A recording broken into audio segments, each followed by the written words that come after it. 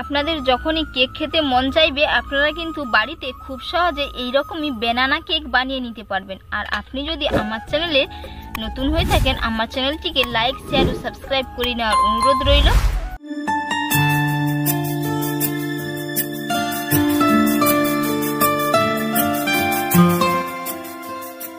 নমস্কার বন্ধুরা, প্রতিদিনের মতো আজকেও চলে এসেছি রান্নাঘরে। আজ আমি আপনাদের সম্পূর্ণ একটা ইউনিক রেসিপি করে দেখাবো। আপনারা তো অনেক রকমের কেকের রেসিপি খেয়েছেন, কিন্তু আজকের কেকটা সম্পূর্ণ ইউনিক, চকলেট ফ্লেভার এবং ব্যানানা কেক।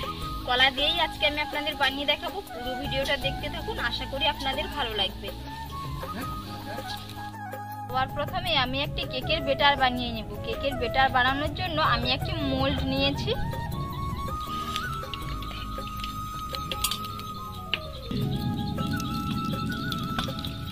একটা ডিম ফেটিয়ে নিলাম। প্রথমে ডিমের একটা গন্ধ থাকে, আপনারা এখানে ভ্যানিলা এসেন্স ব্যবহার করতে পারেন, না হলে এলাচের গুঁড়ো। তো এখানে আমি এলাচের গুঁড়ো দিচ্ছি। হাফ বাটি চিনি গুঁড়ো করে নিয়েছি।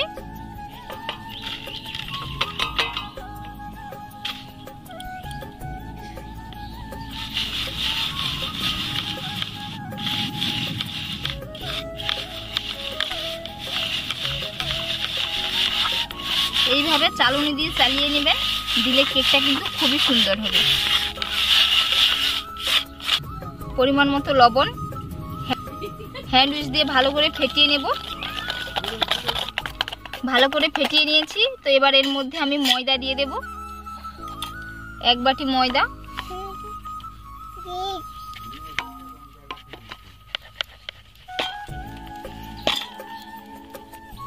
চার ভাগের 3 ভাগ আমি দুধ দিচ্ছি।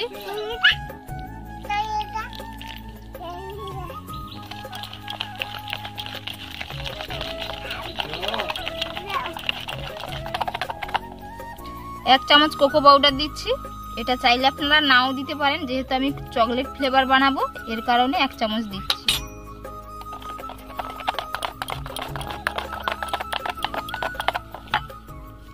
পঁচিশ গ্রামের মতো সাদা তেল,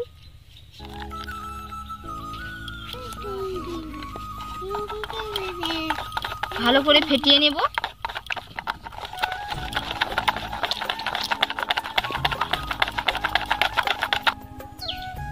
হাফ চামচ বেকিং পাউডার, এরই হাফ করে আমি বেকিং সোডা দেব। বেকিং পাউডারের হাফ, আর হাফ করে আমি কিন্তু বেকিং সোডা দিচ্ছি। বেকিং সোডা আর বেকিং পাউডার দেওয়ার পরে বেশিক্ষণ রাখার দরকার নেই, ভালো করে ফেটিয়ে নেব। দিয়ে কেকের বেটার রেডি হয়ে গেলে আমি কিন্তু কেকটা বসাতে দিয়ে দেব। কেকের বেটার রেডি করে নিয়েছি। আর বেটারের ঘনত্ব কেমন হয়েছে দেখে নিশ্চয়ই বুঝতে পেরেছেন। একটা পুরো থকথকে বেটার বানাতে হবে।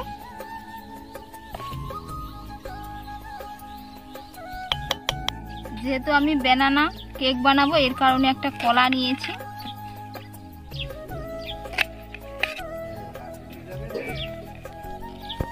পিস পিস করে কলাটা কেটে নেব।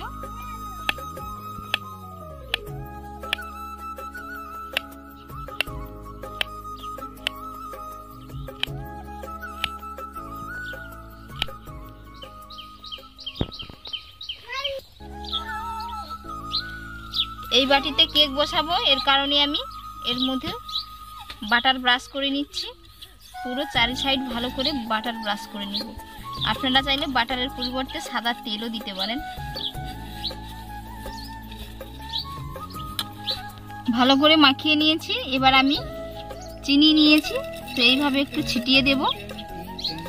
ভালো করে ছিটিয়ে নিয়েছি। কলাগুলো এবার আমি ভালো করে সাজিয়ে নেব।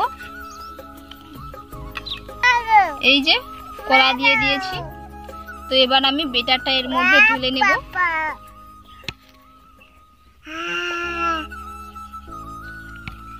বেটারটা বাটির মধ্যে ঢেলে নিয়েছি। তো এবার আমি ভালো করে একটু ট্যাপ করে নিব, যাতে বাবলস গুলো বেরিয়ে যায়।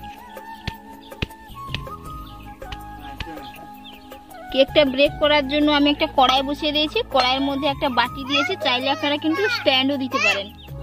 এবার আমি বেটারটা বসিয়ে দিচ্ছি। দিয়ে একটা ঢাকনা লাগিয়ে দেব। এইভাবে আমি 25 মিনিটের মতো ব্রেক করে নেব। 25 মিনিটের জন্য রেখেছিলাম ব্রেক করার জন্য, তো দেখে নেব কেকটা কত সুন্দর হয়ে গেছে। দেখুন পুরো ফুলে ফেপে ডবল হয়ে গেছে, আর কেকটা ফেটে গেছে, এতটাই ফুলেছে কেকটা। তো আমি একটা কাঠি দিয়ে চেক করে নেব। কাঠির গায়ে লেগে যাচ্ছে না, এর মানে বুঝে নিতে হবে যেটা হয়ে গেছে। এবার আমি এটা নামিয়ে নেব। কেকটা আমি ঠান্ডা করে নিয়েছি।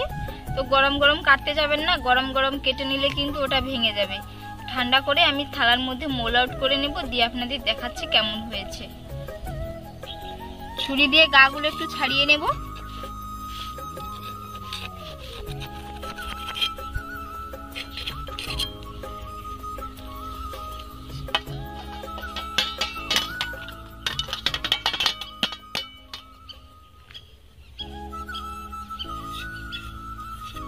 এই যে কেকটা কত সুন্দর হয়েছে দেখে নিশ্চয়ই বুঝতে পেরেছেন। এই যে কলাগুলো, চুলার ফ্লেমটাকে একেবারে লোতে রেখে কিন্তু এই কেকটা বানাতে হবে, দিলেই বুঝতে পারবেন যে কতটা সুন্দর হয় কেকটা। আর খেতে কিন্তু খুবই দারুণ লাগে, অসাধারণ। পুরো একবারে নরম তুলতুলে সফট হয়েছে কেকটা।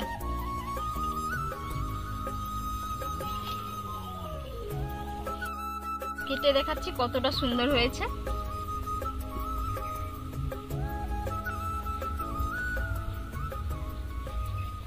কেকটা এতটাই সুন্দর হয়েছে কি বলবো।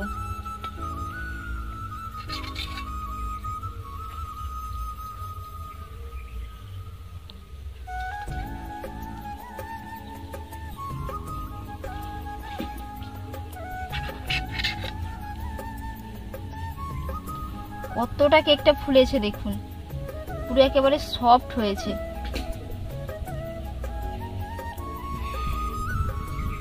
বন্ধুরা আজকের রেসিপি আপনাদের কেমন লাগলো অবশ্যই কিন্তু আপনারা কমেন্টে একবার জানাবেন, এবং বাড়িতে এইরকম ভাবে একবার বানানা কেক বানিয়ে খাবেন, খেতে কিন্তু খুবই অসম্ভব মজার হয়। আর এতক্ষণ পুরো ভিডিওটা দেখার জন্য আপনাদের অনেক অনেক ধন্যবাদ রইল। আপনাদের সাথে নেক্সট ভিডিওতে দেখা হচ্ছে।